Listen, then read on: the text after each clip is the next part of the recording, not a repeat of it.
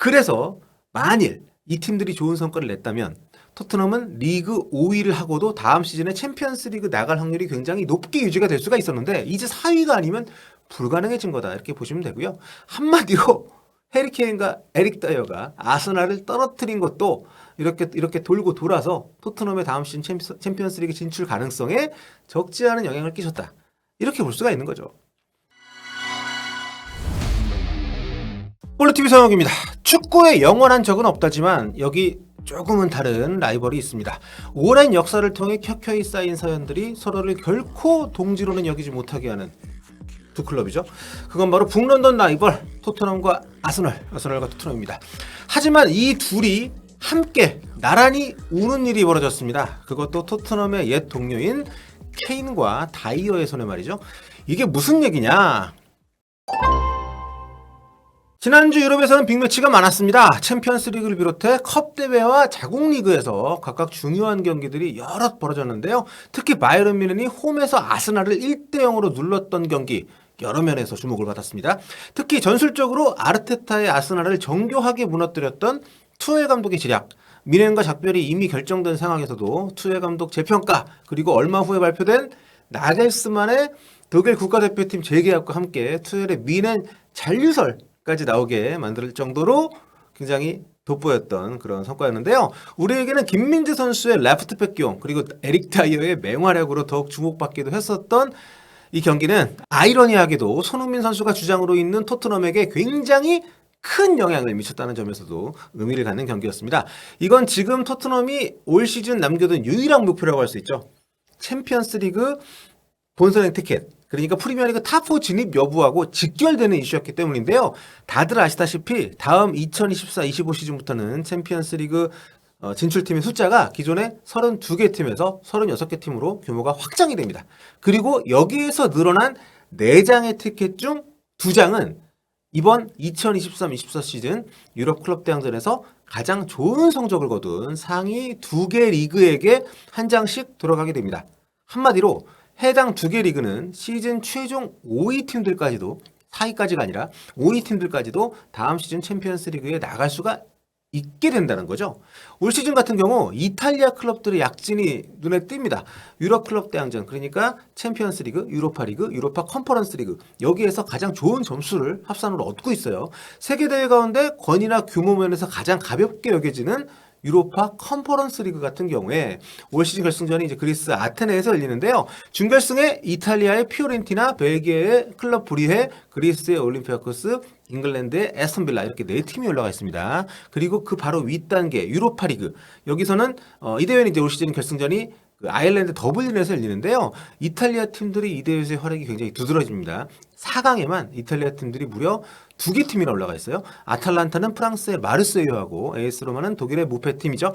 레버쿠젠하고 4강전을 치르게 됩니다. 반면 최상위 대회인 챔피언스 리그, 여기에는 이탈리아 클럽은 4강이 없습니다만 독일의 분데스리가 클럽들이 2개, 그러니까 도르트문트, 바이에른 뮌헨, 이렇게 2개 팀이 올라가 있습니다. 이렇게 해서 현재 올 시즌 챔피언스리그 보너스 티켓 경쟁을 위한 UEFA, 그러니까 유럽 축구 연맹 개수 포인트를 보면 이탈리아가 현재 세계 대회에서 3개 팀이 승존한 가운데 지금까지 누적 포인트가 19.4점입니다. 1위예요. 그리고 독일이 역시 3개 팀이 승존한 가운데 17.9점으로 2위에 올라 있습니다.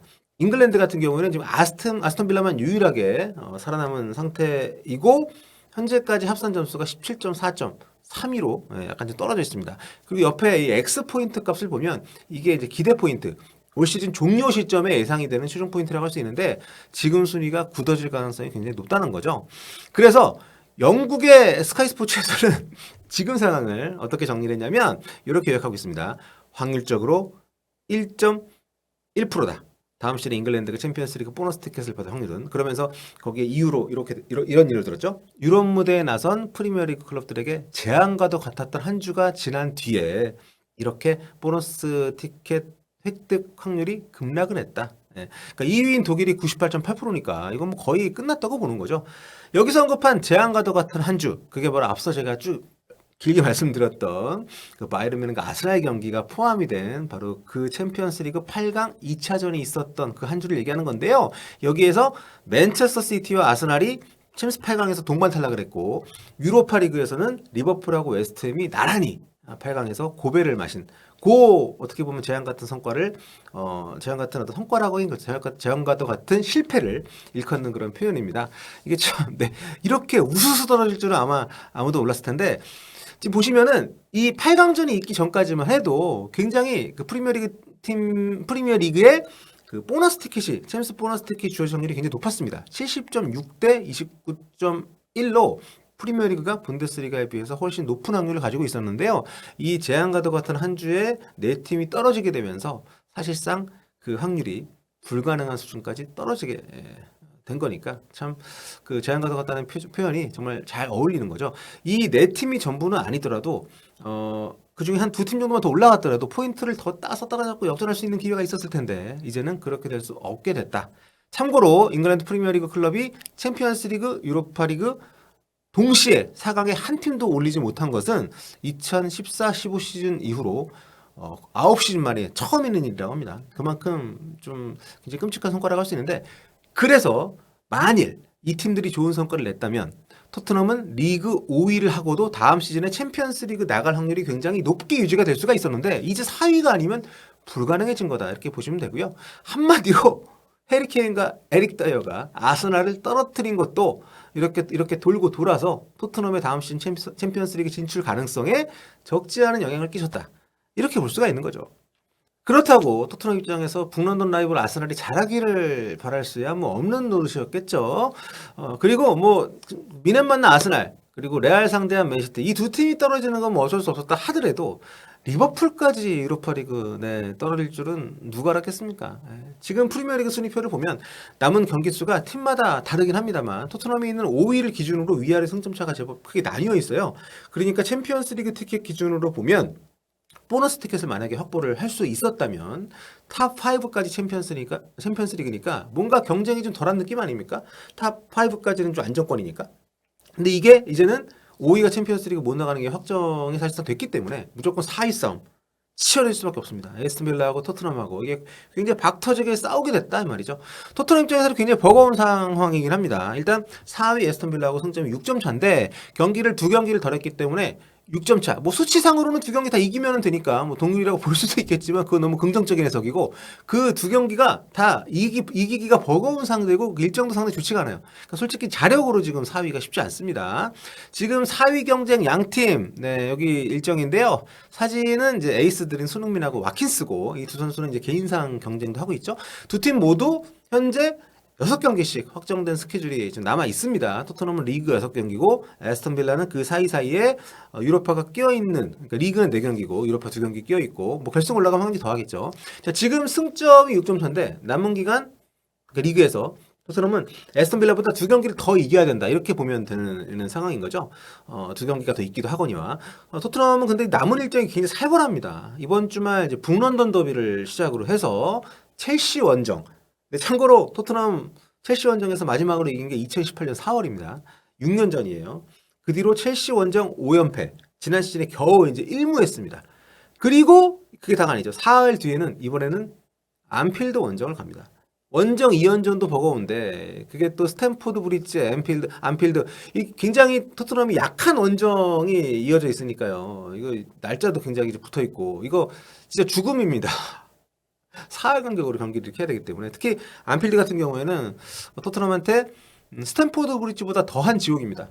안필드 원정 마지막 승리가요. 무려 2011년 5월입니다. 13년 전이에요. 손흥민 선수 온 뒤로는 한 번도 못 이겼고 손흥민 선수 온 뒤로는 안필드 원정 9경기 3무 6패입니다. 그 뒤로도 3경기를 지금 더 해야 되기 때문에 이 안필드 원정을 굉장히 잘하고 와야 되는 좀 상황에서 정말 부담이 이만저만이 아닐 수밖에 없는 그런 상황이고요. 그 뒤로도 번리전, 맨시티전, 셰필드전 있는데 물론 맨시티 상대로 토트넘이 강한 면이 있기는 뭐 합니다만 또 홈경기라는 것들이 긍정적인 부분이긴 하고 근데 지금 맨시티가 우승 경쟁 굉장히 치열한 시기에 또 만나는 거기 때문에 정말 빡실 겁니다, 이 경기. 반면에 에스턴 빌라 쪽 일정을 보면 첼시, 리버풀 이렇게 뭐 2경기가 있고 유로파 컨퍼런스 리그 4강전이 껴있긴 하지만 아무리 그래도 토트넘보다 빡세다고 할 수는 없는 일정이죠. 상대적으로 봤을 때. 그렇기 때문에 개인적으로는 손흥민 선수를 챔피언스리그에서 본다는 측면에서 지난주에 프리미어리그 팀들이 좀 더 잘해서 챔피언스리그 보너스 티켓을 따내길 바랬었는데, 네, 그럼 5위까지도 네, 챔피언스리그 다음 시즌 나갈 수 있으니까 좀 아쉽긴 합니다. 물론 토트넘 팬들 사이에서는 다음 시즌 우리 유럽파가 좋아, 챔피언스리그 나가면 리그 또 망칠 거야, 이런 얘기 하시는 분들도 있습니다만, 그래도 뭐 돈도 돈입니다만 챔피언스리그에 나가는 것 자체가 주는 어떤 또 이 자부심이 있지 않습니까? 선수들에게도 굉장한 동기부여가 될 것이고, 물론 지금까지 제가 쭉 얘기한 것들은요, 뭐 다른 프리미어리그 팀들 뭐 지난 뭐 지옥 같은 한 주였고 뭐 재앙가드 같은 한 주였다 하지만 그건 다 핑계고, 솔직히 물론 토트넘이 잘해서 순위가 4위 안에 들었다면 이런 얘기가 다 필요가 없는 얘기인 거죠. 예, 지금까지 했던 얘기들은.